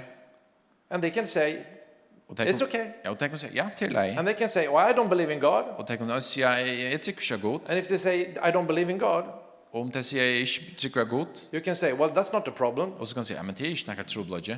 Then he can't hurt you, can he? Då kan han inte göra något ilta. Do you pray for him? Be för. I prayed for drunk people. Jag ber för fulla människor. And they get healed. Och det blir grött. Oh, how does that work? Och hur så det här? Yeah, don't ask me, ask Jesus. Spyr Jesus. Don't blame me. Skilt inte på mig. If you can't say amen, you say, oi, oi, oi. Om du inte kan säga amen, säg oj, oj, oj. Only two things are needed for a healing. Det är bara två ting som du tar A sick person en 20 personer and a pair of hands. och ett sätt av handen. In the name of Och Jesus. Jesu namn. Amen. Amen. Take those steps. Tack sig stigande. And God's going to be there. Och Gud vill vara här. And let's put it this way. Och låt oss se så. What is the worst thing that can happen? För att det är ringaste som kan hända. I mean, it's not either they die or they get healed. Det är inte så att det dodger att det blir frisk. Oh, sorry. That's not going to happen. Det kommer inte hända. The absolutely worst thing that can happen Absolut ringaste som kan is that hända nothing happens. är att inte händer. Yeah, but I look strange then, do it, Men don't I? så inte bättre ut. No, you look genuine. Nej, du look särskilt äkta ut. They sense the love of Jesus in you. Det är mest Guds kärlek That you care for them. Att du omsorgen för dem. Amen. Amen. Our church in Azerbaijan Jag var i en samkom i Azerbaijan. is virtually built like this. Och It's built like this. och hon är byggt som hända här. They could not have open meetings for some years. Det kunde inte ha som man säger öppna möten i flera år. So the church members knocked the doors of their neighbors. Så samkom och limner tar bänka och horan till grannen And chatta. they said, anybody sick here? Och så I spurte said, oh, rather, no, how are you? och så spurte jag hur ser det ut där? Oh, it's not so good. Ja, inte gott. You know, dad is sick in the bed. Alltså pappa han sjuker sånt. Oh, really? Okej. But maybe it's okay if I pray for him. Kanske det är om jag kommer be för dig. Yeah, please do. Ja, kom. And Jesus was healing so many people. Och Jesus han grötte så mycket folk. So the church went from 300 to 600 Så samkom han har växt från 300 folk In till a 600 Muslim folk country. i en muslimsk land. through home visitation and prayer. För hemmavidjaner och bön. Amen. Amen. Hallelujah. Halleluja. And then Gospel of Matthew. Och Matteus evangeliet. Jesus says, Jesus säger: to me is given all power in heaven and on earth. "Mer giv allt vald i himle och á jörð. Therefore go and make disciples. Færre tøy og gjør öll folkasløð lærsveinar." Amen. Amen. Baptizing them in the name of the Father, Son, and the Holy Spirit. Døype dei i navn Faderens, Sonens og Hellige Andans. And teaching them to observe all things that I taught Og you. lær dei alt det som jeg har lært tykkum. And I will be with you all the days to the ends of the Jeg earth. skal være vittig om lukka til enda tøyarinnar. So what does he say here? Hva sier han her? Make disciples. Gjør lærsveinar. Teach. Undervis. Equip. Utrusta. Train. Venj And this is also a very important part of the missions. Og det er også en ekvelig områdende part av Because misjon. evangelism, what's that? Så evangelisering, hva er det? You get somebody saved. Jo, du først omkring frelsta. But making him a disciple, Men at gjøre en you lærsvein, make sure they remain saved. så sier du for at det blir verande frelst. That's very important. Det ser området. Amen. Amen. And not only that, Og ikke bare det. because if you make a disciple, Så om du gjørst en lærsvein, what happens? hva hender? You teach them Jo, du lærer to do deg the same thing you do, at gjøre det samme som du gjørst. to get them saved, Ja, få And det frelst og trene so deg. they will do the same. Så de kommer gjøre det They samme. get people saved De får folk and frelst trained. og trene deg. So making disciples Så at gjøre lærsvein is really the core virkelig tjattnan of a successful long-term missions work. av en framgangsrik missionsarbeid. And this is what will put a lot of effort in our work. Og dette bruker vi nekva orsko i okkar arbeid. We don't only rent a big stadium Vi løyer ikke bare et størst stadion and have a big meeting og har et størst møte, and then we close it og så ståndjer vi and we hope for the best og så håper vi det beste. and we go to the next Og place. så får vi til neste sted. No, we go in Nå vi færre with inn a purpose vi en endamale. that when we are not going to leave, we will actually come in here Vi færre ikke and stedet we will på det, men vi kommer inn establish something that we live on. og vi etablerer nekka som kommer livet vujare. And there are a number of tools you can use Og det here. er noen anbud som du kan bruke til We det. work very much with Bible schools. Og vi arbeider nekva i bibelskolen.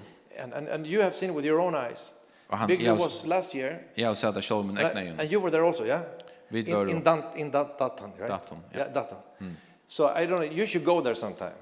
Så vi har sett att vi har egna egen bibelskola nere här i India med landa. Because it's not a big city. Och är snär lilla bojen datorn till ett ser lite plats. When I was there, Ta över här. our car got stuck in a ditch. Så blev bilen chockon fast i en här sugegröv. It's in the countryside. Så det är totalt ute i landet. It is, and it looks like jungle out Och there. det ser ut som en djungel här ute. But 8 of their boys Men 8 av dronjorna had här been in our Bible school in var Kolkata. i bibelskolan i Calcutta. And now there were churches with 2,000 people. Och there. nu är det samkommer här vid 2000 folk i What had happened? Vad hände? They were trained. Jo, det var tränare They were uppvandrar. equipped. Det var utrustade. They were equipped with the word of God. Vi Guds åre. They were equipped and they learned how to pray, Det var utrustade vi att lära how att to hur man preach, ber, hur man how to predikar, lead, hur man how lojer, to build, hur man how to bitcher, reach out. hur man räcker ut. And now the next project is right now Och det nästa projektet som är is igång nu actually to take them one step further. är att ta det ett steg vidare. Even more equipping them from the ministry. Att utrusta dem ännu mer för tjänsterna. And we are so excited about Och that vi är äckliga spänt och because that means så det mäster that work will expand a lot. att här arbetet vill utbreda sig nekv. Amen. Amen. So Bible teaching, Så bibellig undervisning transforming people's life. det bröder människoliv. And here you can do it in so many ways. Och här kan du göra nekva imiska We matar. have developed a small little Bible school. Vi har utvecklat ett lite bibelskolekoncept. It's 50 lessons, Det är halt trus and we call undervisningar. it Bible training course. Vi kallar det för bibelvänjning And our skoj. students, Och våra nämningar when they're going through the Bible school, ta tager liv i if they bibelskolan. want to, Om det inte det they can go out 3 months så går det för ut 3 månader to Africa till Afrika or to India. eller till Indien. And they have this little Bible school manual, Och så har vi den här bibelskolan manualen and med they sig. start to teach 7 subjects from the Bible school. Och de undervisar tjej ävner från bibelskolan. In this way, Och på hända matten people out in villages that nobody would ever go to, så kunde folk ut i små bygden som folk vanligtvis omgående färd till. they get the first step into the Bible school. De får lugga som första foten av en bibelskola. Plus, det the students teaching this, nämningarna som undervisar detta. they get experience as a preacher, Tar få rönder som predikanter. and they want to continue to preach. Och de vill hålla av fram vid And this way we can see a new generation of preachers growing Och på up. hända maten så gör nytt attaliga predikanter. And we have a bunch of these now. Och vi har And we're några so av det som nu. excited Och vi är äckliga to send spänt i them out into different att sända places dig ut i imisk stö. and continue to, and I see a new generation of workers building the work. Och så gör ett nytt attaliga arbete någon att bygga arbetet upp. Amen. Amen. Of course, there are media ways you can work with as well. Till ösne media som du kan arbeta vid. You know, Mailar, internet. internetet. You do web streaming these meetings. Det streamar ju här annat någon. That is also a way to reach out. Till ösne en mat att räcka ut på. What we did recently, Det som vi gjorde nyligen. we recorded the whole Bible school Vi inspalt och allan bibelskolan. with Arabic translation. Vi arabiska omsättning. And right now it's also translated into Och Farsi. just nu så är det ösne omsatt till farsi. And what we're going to do, Och det som vi gör we will broadcast this into Iran det är att vi vill sända detta in i Iran. on a TV network. Ja, någon It's satellite, of course. Via satellit. Yeah, it's dangerous to work in Iran. Det är sera farligt att arbeta i Iran. 3 of my friends, they were arrested last year for 4 months, 2 years ago. Trutje viner som blev och fångt blev och värhaldstekner och trutje månader för 2 månader sedan. So therefore we shoot the gospel over the border Tog showda vid evangeliet som iver gränserna and over the heads of the mullahs och iver lägga som hötten av mullano and the ayatollah och ayatollah and whatever they are. och för den som är här To the people, till folket millions of people miljoner av that folk watch this program. som hittar ett sånt här Many are program. already Christian. Nek vi är långt av kristen. But the man who has this TV station, he says, Men mären som här ser I TV-kanalerna even started säger churches through my TV station. jag har ju inte börjat samkomma jag med TV-kanal. But your material Men tog till will help me kommer hjälpa to mig establish them in the faith. att lugga som att trycka dem ut trunne. So we say, well, praise the Lord. Och vi säger ja, prisa över det We här. want to do Det that. vill jag vi göra. So now we have product, or no, we have material, that's what I'm saying, Och nu har vi tillfälle that we can work in with the Middle East. som vi kan arbeta i Miestre. Amen. Amen. These are just what I mentioned here. There are different ways that you can engage in missions. Det som jeg sier, det viser imiska måter som du kan involvera dig i missionen på. And overall, I would say like this. Og alt i alt så vil jeg säga så. We need everything in the gospel, in the great commission. Vi har bruk for ödlon och i det stora missions. When you build this house here, Ta du byggt detta hus. it started with a vision, Så ber vi en vision. Right? Okej. a dream. Och en dröm. We're going to build something. Vi skulle bygga något. Amen. Amen. And then you prayed about it. Och så borde du And you det. start to plan. Och så ber du att And then you planlägga. brought in an architect Och så tog du in någon who could arkitekt make the vision som kunde göra a visionerna blueprint. till en plan. And then you start to look for people, Så ber du hitcha till folk. not only a carpenter or an electrician. Inte bara timbermän eller elektriker. Oh, you're an electrician. You can build this. Ja, du är en elektriker, du kan bygga detta. Now you can do that part. Jo, det kan stå But first you need caterpillars. Men först så du bruk för stora And gravmaskiner. somebody has to raise the structure here. Och ankor man lägga som lite upp skelett. And then you put on walls. Och så sätter du väggarna upp. And after some time you can get the electricity. Och efter en tog så för så kommer And then in the end, elektricitet och you så get the paint and the carpets in. och så kommer mala väggarna och täpper komma och så Different framvis. parts of the same work. Och det är ju inte parter av samma arbete. And if you're here Om du är and you här say, I have such a burden for och missions, du säger jag har såna byrå för mission. but I'm not a preacher. Men jag är inte en predikantor. Well, you don't have to be. Men det är inte nöjt att du Are you a är det. doctor? Eller är du en lackne? Are you a painter? Eller är du en målare? Actually, Janne Blom, Bygve knows him very well. Janne Blom, jag känner vad det är. Is the second pastor in the Word of Han är Life. annan pastor i Livesår i Uppsala. 2 times, Tvärförnar. he has a background in painting. Han är hans bakgrund till han är målare. When he was young, he was painting. Då han var ung så målade han. So he would bring 3-4 guys, Så han tog en 34 män and med they go to sig. India, Så far till Indien and they paint our schools there. och det målar skolan jag här. Yeah. In Tajikistan, in Dushanbe, I Tajikistan och Dushanbe. our church, Och samkomma they succeeded to buy a building, så köpte de en byggning. but it was not ready inside. Men han var inte livor innan. And they could not really afford to make it happen either. Och det hade ju inte råd att lägga som jöknen för det. So we had some building company people in our church Så vi har ett några folk som är en bit för det och samkomma and an architect. och en arkitekt. And they said, we do that. Alltså vi gör det. We can buy some stuff Vi kunde köpa and tillfälle we'll come down och så kommer vi till här and till we will do the job. och vi skulle göra arbete för So det. they went there for 2 weeks Så det var där 2 veckor and they did so much good in that church. och det gjorde såna gott i Amen. samkomna. These are just a few examples. Det är några dömer. Are you children? Do you work with the Sunday school? Att om du arbetar vid barna arbete, Praise the Lord. prisar Herren. There's so many children out Det there är så mycket barn här. in the refugee camps. och i flyttalönen. So we send our Sunday school teams Så vi sände några barna arbetstimme to work with the refugee kids. till att arbeta vid flyttafolk barnen. It's such a blessing. Det är störst You välsignelse. work with Christian school, I know you do, because you have one here. Och till arbetet nere vid kristen skolan, de vet vad det är här. Helping, setting up schools out there. Jag hjälper att sätta skolor och There's so sådana many ut i här. different Det är ways. så några ymniska matar that we vi can kan do göra på. missions. Så vi kan göra missioner på. Amen. Amen. Actually, Faktiskt, if we can only see it, om vi bara kunde sucha then we det, can make it happen. så kunde vi få det hända. Amen. Amen. And I would just challenge you. Och jag vill bara lägga som utfordra det här Think ikväll. about what is your gift. Också om kvart är tvin gåva. If you're a business person, Om du är en vinnlösmäver, you're eller kona, a pilot, eller en piloter, you're a doctor, a nurse, lakten, sjukasyster, or you're just a very good organizer, eller du är en öliga och you're samskibare, a carpenter, du är en timpmäver. just close your eyes Lunda bara lugga for lätt då. 15-20 Under seconds 15-20 and sekunder. you just think, Och huxa. how can I put my gift to work? Hur kan jag ge mina gåvor Out att there. virka här ute? Just think about that. Det tar nog som det. Because you're good at something. Du är gåvor till And what att you're gå good till at. akkurst. What you are good at, Det som du är gåvor eller there gå is a till. need for out there. Det är en törra att här ute. Amen. Amen. This is how it starts. Det är så snart det börjar. We dare start to think it. Det börjar att vi börjar att huxa det. We dare to start to dream it. Att vi tår att huxa det, att vi tår att drömma det. And all these different gifts, Och alla dessa imiska they can gåvor. play a part. Det kan vara ha en past i That in the end, att du tar det till allt. there is a church Så är det en samkomma. in some nation that has been Vi established. omkrar tjå som vi byggt. Amen. Amen.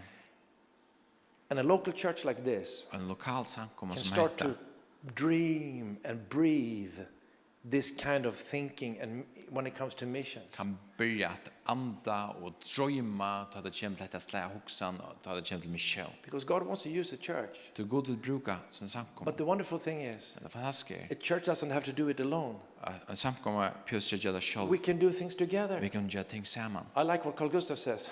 Idag väl det som Carl Gustav säger. He says, maybe you cannot send a missionary, Han säger kanske kan du inte sända but en maybe you can send trupare. a half a Men missionary. kanske du kan sända en halvan missionär. So you just have to find the other half Du somewhere. måste bara finna hinna helt några There's ärsten. so many ways Det är några imsch you can do matar things together. som vi kan göra ting samman Amen. på. And I just want to say to you, Och jag vill bara säga till I just dig. really welcome, if you want to, when we have Eurotour, Så jag vill virkelig bjuda dig kunna så tar vi det här send åkra i Europa 100 to 200 youth. så sänder vi 100 till 200 Come along. ungdomar i allt Europa. Kom vi. And maybe you have some people that you really on fire, really want to enter into missions. Och kanske det är några folk som är ordentligt brännande och vill lunches och släppa ut i mission. When you want to, if you want to go out and teach in the Bible school, bring some people with you. Så hvis man får ut och undervisa bibelskola, ja men tack folk vi. Start to take these first steps. Börja ta oss första stine. When I was in Bangladesh Ta jag var i Bangladesh. on my team trip, Ta jag var en sån missionstur. that transformed my Det life. har bröt mitt liv. You can take that trip Du kan göra han den här turen. and you will taste something. Och du vill smaka näka. Hallelujah. Halleluja. Amen. Amen. Let's stand up together. Låt oss And stanna if we upp. can have the piano, Om vi kunde få people, ett la fältje. I'm not a good piano player, so I need help here. I skår klaverspelare. Men vi tar andra folk Thank you, som kan spela. Jesus. Tack Jesus. Thank you, Jesus. Hallelujah. Tack Jesus. Let's just have a little short moment here of prayer. Låt oss bara be en lite lätt och samman här. So let's lift our eyes to the Lord. Låt oss vända våra ögon till Still our Herren. soul and mind. Och Focus on Him. still våra sal och våra sinne Thank you, och Lord fokusera Jesus. på han. Tack Jesus. Oh, we worship you, Jesus. Vi tillber dig We Jesus. thank you, Lord Jesus. Tacka dig Jesus. Oh, we thank you that we can take this moment Tacka dig för att vi kan ta oss lötna. and we can just forget about ourselves for a little Och vi moment. kan glömma oss själva en And we lötna. can just look to you. Och vi kan bara hitta till det här. We don't think about our situation right now. Vi tog sig inte våra omstöver och våra stöv just nu. No, we just step out of that. Nu trackar vi ut ur And we det. want to look at you, Och vill Jesus. hitta till det här Jesus. Right now, we just want to look at you, Just Jesus. nu så vill jag bara hitta till det här Jesus. We thank you. Vi tackar dig. We thank you that you left heaven Tackar dig för att du först är av himlen. and you came here to earth Du komst till dessa gör. to seek us Så att uppsöka To oss. find us. Finna oss. and to save us. Och frälsa oss. And now we stand here with thankfulness. Och nu standar vi här vid tacksamma. And we also stand here with the fact Och vi standar oss här vid tog there is a world out there Att det är en höjmer här ute that needs the gospel. som är törva evangelien. And we just don't want to close the door to them. Och vi vill inte bara låta horna att We fyra don't dem. want to close our hearts to Vi vill them. inte låta våra görsta att fyra But we dem. just say, Jesus, Men vi säger Jesus. what is our part Vad är åkara in this? What is my part? Vad är min pastor? Do I have a part? Har vi en pastor And Jesus? if I have a part, Och om vi har det I want to be willing. så vill jag vara villig. I want to be able to say Så yes. vill jag vara för att säga ja. I want to be able to take that first step Så vill jag för att attacka det and första make a stiget. contribution. Och ge ett utkast. I just thank you, Lord Jesus, for that. Tack Jesus för I det. thank you, Lord Jesus. Tack, Let's just stand here Jesus. before you. Att vi stannar framför det här. Oh, hallelujah. Lord. Halleluja. Hallelujah, Lord Jesus. Halleluja. Thank you, Lord Jesus. Tack Jesus. Thank you, Lord Jesus. Tack Herre Jesus. Thank you, Lord Jesus. Tack Herre Jesus. And when we stand here before you, Nu tar vi stand här framför det här. we're just open for you to speak to us, Så är vi bara öppna för att du ska tjäna till oss. to put something into our heart Att lägga näka ui oss hjärsta. when it comes to the Great Commission, Att when det it kommer comes to till missions. Lord. missionsböjet, att det kommer till mission. Just thank you, Vi Lord. bara tackar dig här. Hallelujah, Lord Halleluja Jesus. Jesus. Thank you, Jesus. Tack Jesus. Thank you, Jesus. Tack Jesus. Thank you, Lord. Thank you, Lord.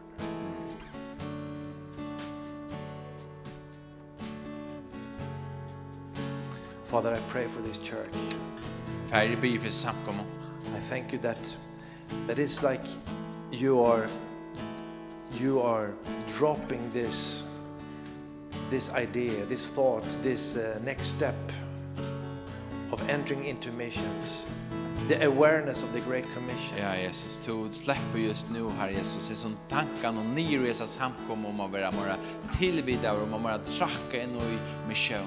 And when you plant that thought and you plant that seed, och då du plantar den här tanken och du plantar detta sån, there is a future in that, så Lord. är det en framtid ute här. And it will grow in that ground. Och det vill växa och i hese gör. It will develop Det vill utvecklas and it will manifest och det vill visa into sig something wonderful.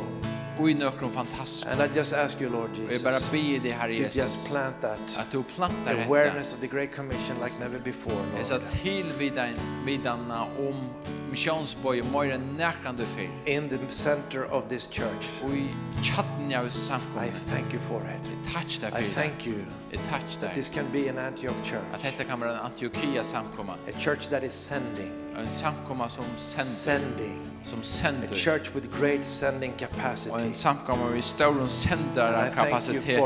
for the ministry of prayer. Och touch där för bönar For tjänastarna. missions in this För church. för missionen så samkomna. I thank you for ability to fund missions. Ett touch där för förläggarna att rösa upp mittlar till mission. And ability to train people for and send people into missions, Lord. Förläggarna att träna och att sända folk And i to be a mission. going church, Lord. Att vara en samkomma som fer. And I thank you, Lord, for the forming and the shaping Och ett touch där för att du formade of och a du support skapade team. av ett stolstöjme. People that burn for this, Människor som are bränner för zealous det for it, som är då, sorry, are zealous, som have a passion som for är eldova för hässon. It's not just a vague dream Det är inte bara en vojkor en But it's a dröm, vision men det är en that vision becomes a plan, som blir till en atlan, that becomes an action. som blir till en handling. I thank you for that, Lord. Touch därför det här. In Jesus' I name. Jesu namn. Hallelujah. Halleluja. Amen. I just, before we end here, Arne vid ända här ikväll. I just want to give an opportunity. Så vill jag geva en If you're möjlighet here, om du är här. And you sense that maybe you have done it before this weekend also. Och du kanske görs det Arne heter vikskift i Östne.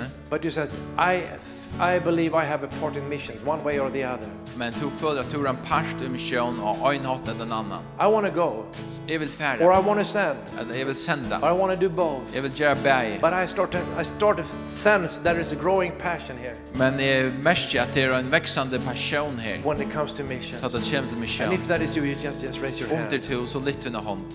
If that is you, just Om det amen. till så Praise the lite under Lord. hand. Prisa Herren. Amen. Thank you, Jesus. Tack Jesus. If you don't mind, Om du inte snackar med if you come down, I'll pray for you. om du kommer fram här på en så If vill you jag gärna want, be if you för want to dig. be, I'll come down. You come down here. I'll pray. Du är inte Pray där, together så with you. kan du komma fram här så vill du be samma vitt där. Thank you, Lord Jesus. Tack Jesus. So if you sense a calling to missions one way or the Om other, du upplever ett kall till mission på en måte eller en annan, you just come down så here. kom här på ett berg. And we can sing to worship meanwhile. Och vi kommer tillbe samståndes. Father, I pray for these people that come here Herre now. Jesus, be för som människor som kommer We'll fram pray här together nu. with them. Be samma vitt And I dem. thank you that they took this step here Tacka tonight. därför att du tog ett And steg you're here ikväll. to meet with them Och du är här för att möta dem. and touch them in Och the att name of nema vid Jesus. dig och Jesu namn. Thank you for a spirit of mission. För jag tackar för en andra mission. Passion for mission. Eldboa för mission. And a vision for Och en mission. vision In för Jesus. mission och Jesu namn.